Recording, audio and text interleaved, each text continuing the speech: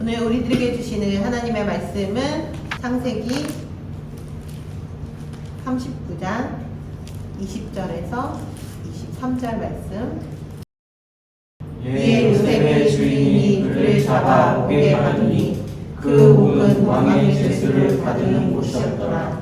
요셉이 옥에 갇혔으나 여호와께서 요셉과 함께 하시고 그에게 인자를 더하사 간수장에게 은혜를 받게 하시니 간수장이 옥중 죄수를 다 요셉의 손에 맡기므로 그 죄반 사물을 요셉이 처리하고 간수장은 그의 손에 맡긴 것을 무엇이든지 살펴보지 아니하였으니 이는 여호와께서 요셉과 함께 하시니라. 여호와께서 그를 범사에 형통하게 하셨더라. 아멘. 오늘 말씀의 제목은 어디에 있느냐가 아니라 누구와 있느냐가 중요합니다 라는 말씀으로 함께 나눠보도록 하겠습니다. 평생 동안 아버지 이삭으로부터 편애를 받았던 야곱이요. 그 야곱이었지만 그도 12아들 중에서 요셉을 가장 사랑하였고 그에게만 채색 옷을 입혔던 아버지였습니다. 채색 옷은요, 장자로서 차기, 그러니까 족장이라는 표식이에요. 그런데 지금 요셉은 몇째죠? 11번째. 첫째인 르우벤이 있는데도 불구하고 11번째 요셉에게 채색 옷을 입힙니다. 공식적으로 차기 장자로서의 인정하는 옷을 요셉에게 입힌 거예요. 이런 야곱의 삐뚤어진 사랑 때문에요. 요셉은 형들로부터 미움을 받습니다. 그런데 이 17살의 요셉이요, 굉장히 지혜가 없어요. 공감 능력도 없습니다. 눈치 없이요, 자신에게 형들이 인사를 하고 절을 한다고 그 꿈 내용을 이야기를 해요. 아무리 신기한 꿈이어도요, 형들이 받을 상처와 마음의 힘듦을 생각하지 않고 이야기를 하는 거죠. 이렇게 타인에 대한 배려와 그리고 공감 능력이 없었던 요셉에게 무슨 일이 일어났나요? 바로 사랑했던 가족들로부터요, 팔려나가게 됩니다. 어디로요? 요셉. 인간적으로 요셉을 생각해 봤을 때요, 17살 소년에게 감당하기 어려운 일이에요. 자신이 전혀 가본 적도 없는 곳에 팔려나가게 되는데요, 그것도 강도에게 당한 것이 아니에요. 강도를 만난 것이 아니라 평생을 함께 자라왔던 친형제들이 전체가 공모를 해서 자신을 죽이려고 합니다. 결국 죽이지 않고 노예로 팔려갔지만 이에 대한 배신감과 힘듦을 견딜 수 없을 거예요. 채색 옷을 입었던 존귀했던 자가 하루아침에 강제로 노예가 되어버리는, 그리고 노예가 되어서 물건처럼 사고 팔리는 존재가 되었습니다. 우리가 정말 강도를 만나는 것보다 더 어려운 게 사랑했던 가족에게 배신당하는 거예요. 이렇게 가족에게로부터 배신당한 이 충격과 배신감, 그리고 하루아침에 달라져 버린 처지를 보면요, 폐인이 되기 쉬운 조건이에요. 그런데 요셉은 버티고 버텨냅니다. 하루아침에 나락으로 떨어진 인생이 어떻게 버텨낼 수 있었을까요? 창세기 39장 2절에서부터 3절, 그리고 23절 하반절 말씀을 우리가 같이 한번 나눠보도록 하겠습니다. 시작. 여호와께서 요셉과 함께 하시므로 그가 형통한 자가 되어 그의 주인 애굽의 집에 그가 주인이 여호와께서 그와 함께 하심을 보며 또 여호와께서 그의 범사에 형통하게 하심을 보았노라. 여호와께서 그를 범사에 형통하게 하셨더라. 우리 눈에 들어오는 단어가 있죠. 무슨 단어일까요? 형통. 그리고 범사. 맞아요. 범사도 2번 들어있고 형통도 있고 그리고 있어요. 나락 인생에서요, 요셉이 버틸 수 있었던 것은 바로 하나님께서 그를 범사에 형통한 자가 되게 하셨기 때문이에요. 우리가 일상에서 생각하는 형통이란 어떤 거죠? 고난이 없는 길, 평탄한 길, 굴곡이 없이 탄탄대로의 길을 걷는 것. 이 걷는 것으로만 끝나지 않고 좋은 결과를 얻어내는 것. 뭐 이렇게 생각하지 않습니까? 맞죠? 그런데요, 형통을 히브리어로 번역하면 조금 달라요. 형통을요, 히브리어로 찰라흐라고 발음을 한대요. 근데 이를 번역하면요, 본래 강물이 있죠. 강물을 가로질러 건너가거나 아니면 불길을 뚫고 지나가는 등 목적지가 있으면 그 목적지를 향해서 뚫고 장애물을 뚫고 나아간다는 뜻이 형통이래요. 어때요? 우리가 생각하는 형통과 좀 다르죠?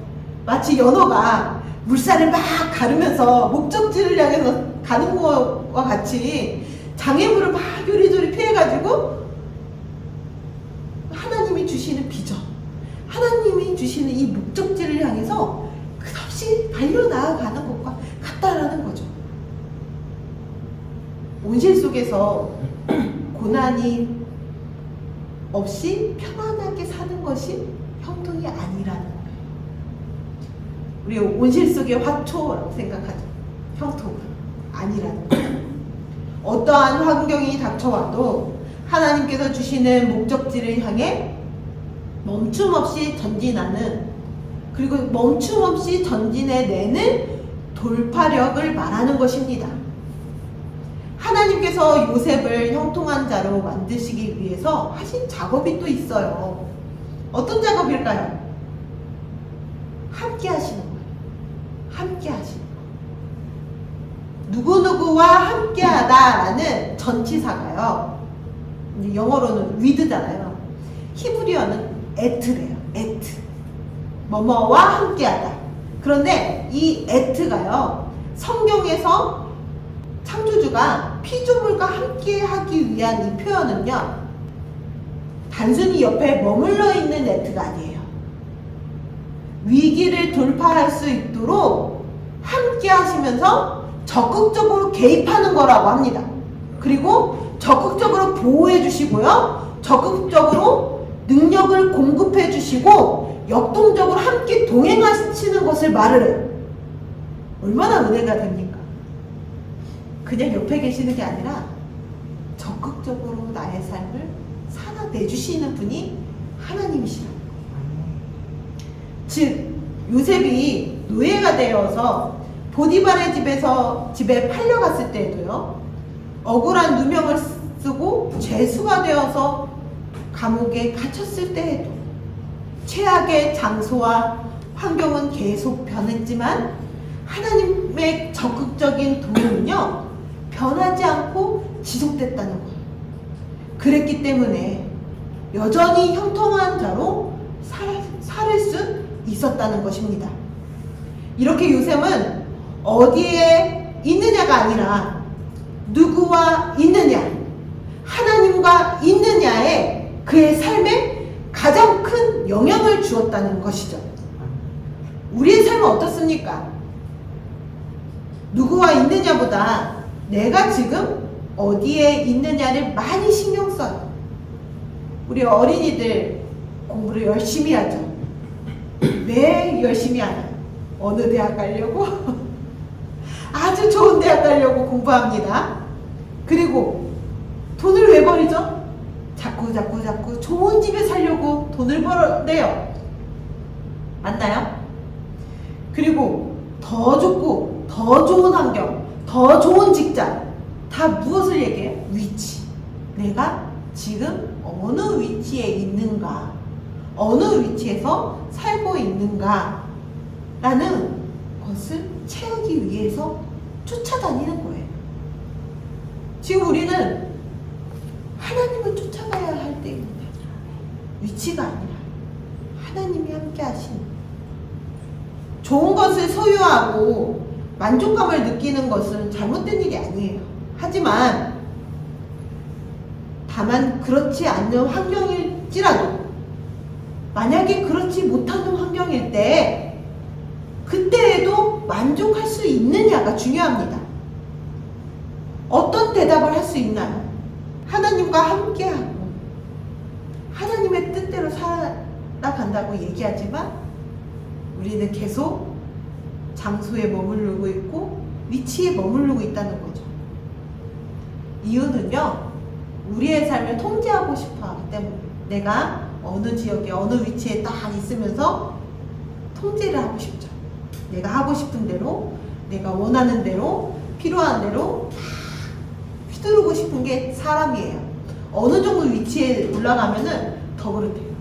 자, 여기로 봐주세요. 오른쪽, 여기 왼쪽에 있던 이쪽 성도님들 보실 때 손 들어주세요. 자, 손 들어주세요. 중간에 손 들어주셨어요, 지금. 자, 여기 오른쪽 분, 손 들어주세요. 어떻습니까? 지금 가운데 있는 위치에 되어 있는 사람의 말을 따라주죠. 이게 권력이래요. 눈이 보고 있는 거.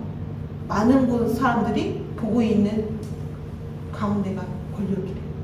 얼마나 재밌어요? 자, 손 들어주세요. 이쪽도 손 들어주세요. 네. 그런데요, 이게요, 하나님 앞에서는 좋은 게 아닐 수가 있어요. 우리가 스스로 통제하려면 할수록 하나님은 우리 안에 계시질 않아요. 내 삶을 내 맘대로 움직이고 내 뜻대로 하려고 하니까 계속 통제하려고 하고 싶어하는 삶. 세상은요, 이렇게 통제할 수 있는 삶을 성공했다고 얘기해요. 그리고 통제할 수 없는 삶을요, 실패자나 무능력함으로 느껴진다고 이야기를 합니다. 세상은 자신의 삶을 통제하지 못하면 실패자라고 말하지만요, 하나님은요, 자신의 삶의 통제권을 하나님께 맡기는 자를 주의 자녀라고 얘기해요. 세상과 반대된다는 거죠. 세상은 자꾸 올라가라고 얘기하고요, 통제하라고 얘기하고요, 자신이 휘두르라고 얘기해요. 그런데 하나님은 내려놔, 너의 삶을 내려놔, 나에게 드려, 네가 통제하지 말고 내가 너의 삶을 통제할게 라고 말씀하시는 거예요. 요셉이요, 하나님께 자신의 통제권을 드림으로 인해서 형통한 자가 되었어요. 시편 127편 1절 말씀을 같이 읽도록 하겠습니다. 시작. 여호와께서 집을 세우지 아니하시며 세우는 자의 수고가 헛되며 여호와께서 성을 지키지 아니하시며 파수꾼에 깨어 있음이 헛되도다. 아멘. 요셉은 아버지 집에서요, 스스로 자신의 인생을 살아가면서 스스로 환경을 내세우고 스스로 자신의 성을 쌓을 수 있었던 사람이었어요. 채색옷을 입고 사랑을 받으면서요, 첫 번째 형인 루벤 형이 받아야 될 이 사랑이 11번째인 나에게 왔으니 내가 뭔가 좀 된 느낌이었을 거예요. 맞죠? 우리 요즘 청소년들에게 유행하는 말이 있어요. 너 뭐 돼? 뭐 돼? 뭐가 된 느낌이었을 거예요. 그런데 하루아침에 어떻게 만드셨죠? 채색 옷을 입었던 요셉을요, 노예의 옷으로 바꾸십니다. 그렇게 뭐라도 된 사람처럼 세우려 했지만 제 아무리 머리를 굴려봐도요, 세울 수 없고 밤낮 없이 세울 수 없는 것이 뭐예요? 하나님 계시지 않는 자리예요.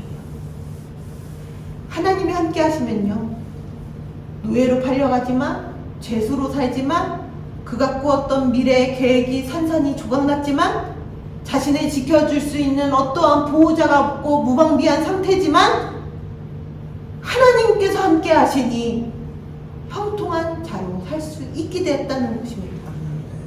그의 인생을요, 하나님께서 적극적으로 개입하고 나서신다는 이야기예요. 겉으로 보면 요셉의 삶은요, 무너져 내려버리고 정말 아무런 희망이 없어 보여요.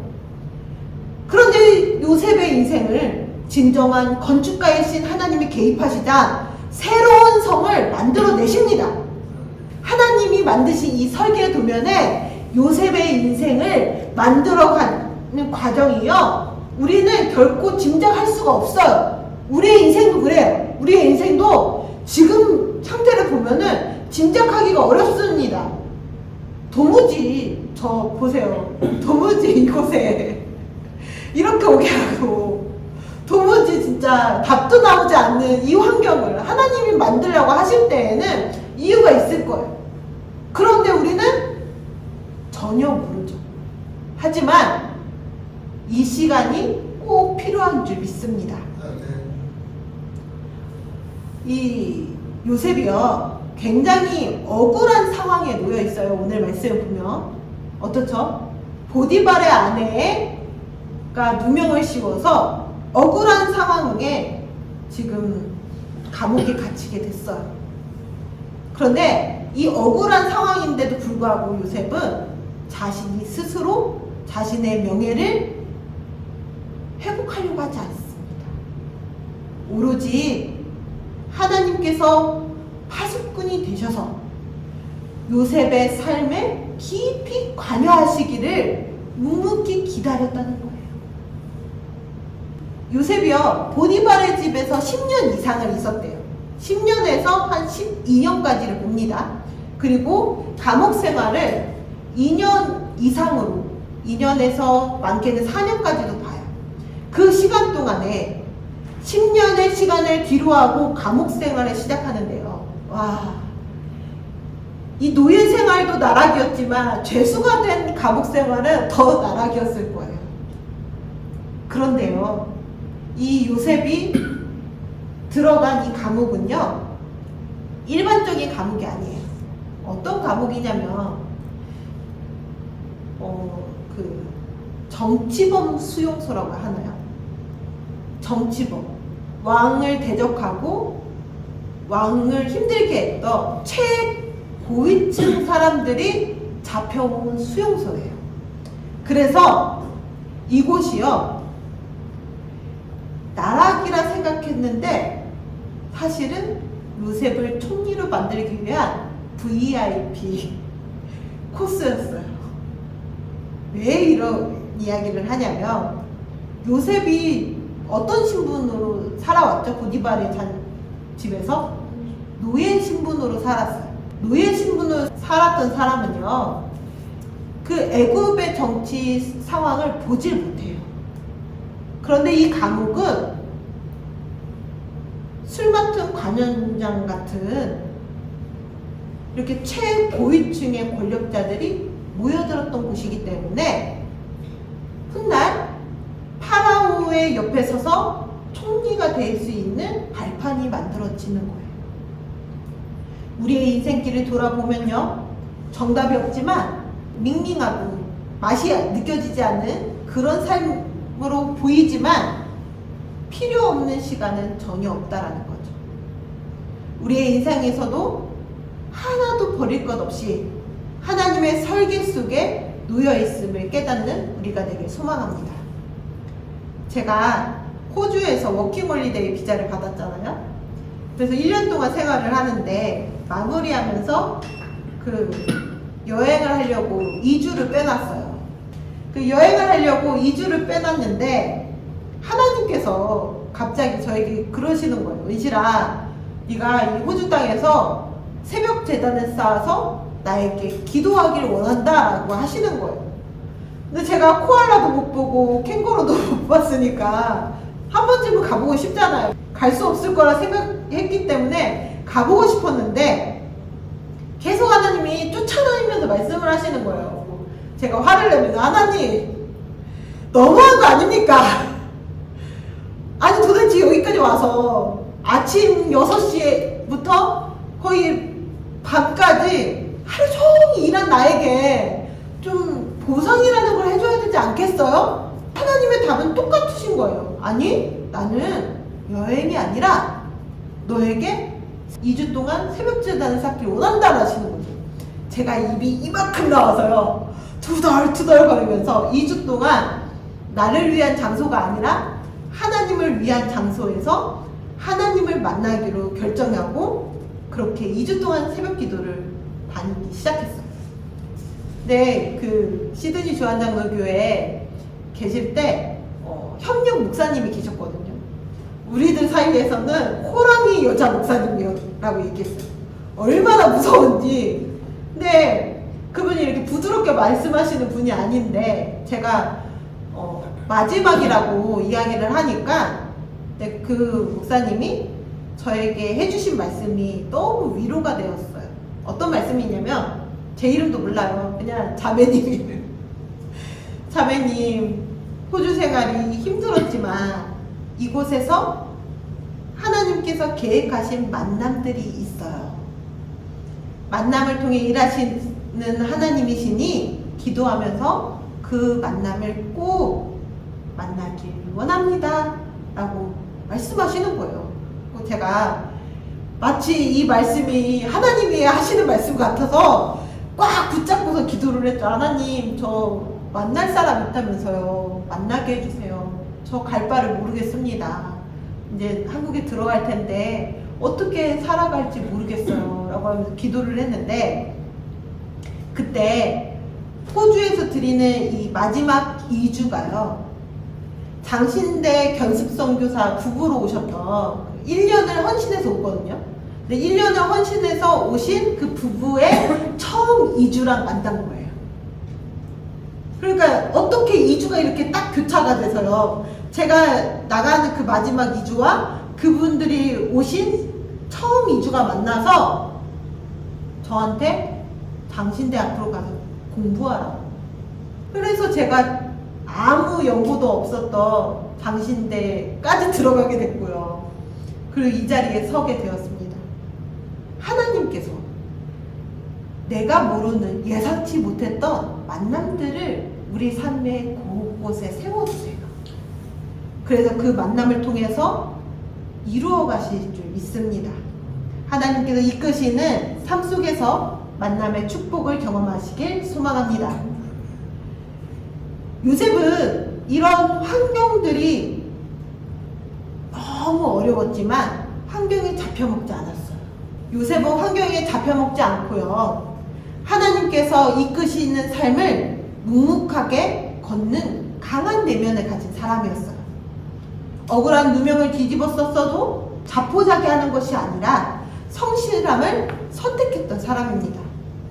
요셉의 노예 생활은요, 처음부터 보디발의 가정 총무의 일을 맡았던 것은 아니었어요. 그도요, 처음에는요, 아주 작은, 아무도 알아주지 않는 일부터 했을 것입니다. 아주 작은 일이라도요, 하나님께서 함께 하시면요, 절대로 게을리 할 수가 없어요. 보디발은 여호와께서 그와 함께 하심을 보았다라고 말씀에 적어놓고 있습니다. 요셉이 하나님의 임재 안에서 살면서요, 고난을 뚫고 묵묵히 걸어가는 형통함을 보였기 때문에 그가 혼자 느끼는 하나님의 임재가 아니었다라는 거예요. 평소에도요, 그의 주변 모든 사람들이 그를 볼 때, 아, 하나님께서 함께 하시는구나, 아, 하나님께서 함께 하시는 사람이기 때문에 나도 저와 함께 할까? 라는 생각들을 하게 되었다는 거죠. 그렇게 그의 삶을요, 하나님께서 통치하시고 하나님께서 함께 하자요, 노예에서도요, 가정 총무가 되는 일을 보는 거예요. 가정 총무의 일을 보는 거예요. 보디발의 저택은요, 애굽 생활에서도요, 굉장히 권력층의 문화를 알 수 있는 곳이었어요.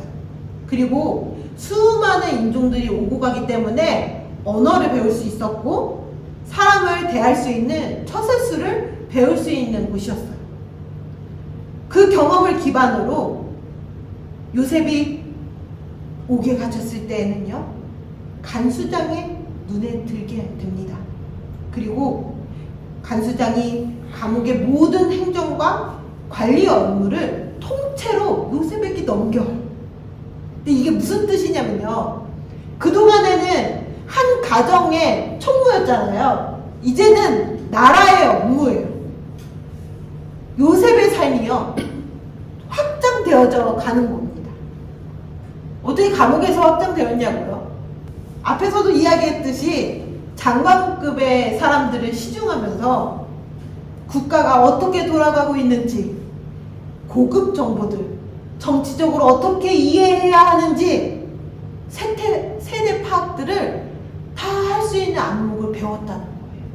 그렇게 그곳에서요, 자신이 통제할 수 없는 삶이라 여겼던 그곳이 시간 낭비의 삶이 아니라 훗날 하나님께서 애굽의 총리로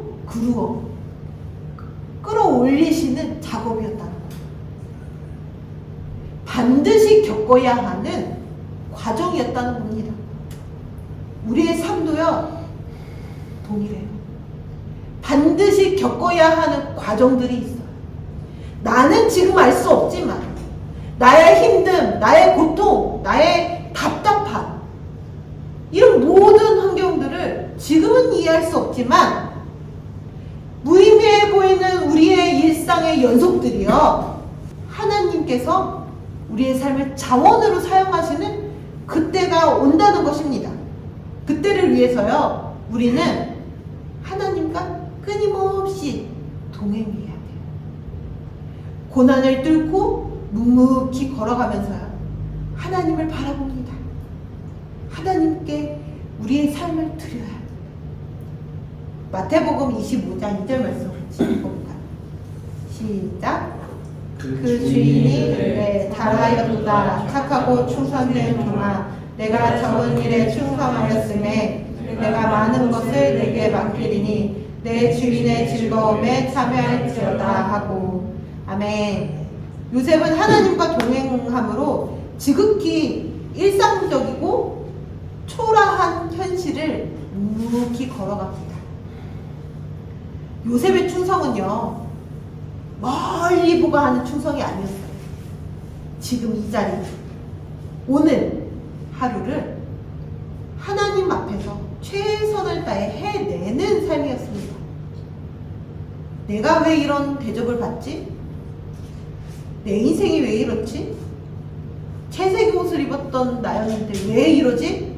라는 생각이 아니라요, 오늘도 지극히 초라하지만 너무 적은 일상이었지만 하나님을 완벽하게 신뢰함으로 나의 통제권이 아니라 이 통제권을 하나님께 다 맡김으로 살아낸다는 것이죠. 오늘 할 수 있는 일을 하다 보면요, 어느덧 하나님께서 이끄시는 길로 떠밀려 가고 있어요. 큰 책임을 감당할 수 있는 무대가 확장되는 거예요. 지금 우리가 이렇게 보이죠. 이만큼밖에 안 보여요. 눈에 보이는 거. 하지만 하나님이 크고 은밀한 것을 다 준비해 놓으셨다는 거죠. 하나님께서 허락하시는 오늘의 작은 일상을 묵묵히 충실하게 살아내는 요셉처럼 억울한 상황에서도 절대로 하나님보다 앞서지 않고요, 넉넉한 마음으로 기다리는 요셉처럼 우리도 살아내기를 소망합니다.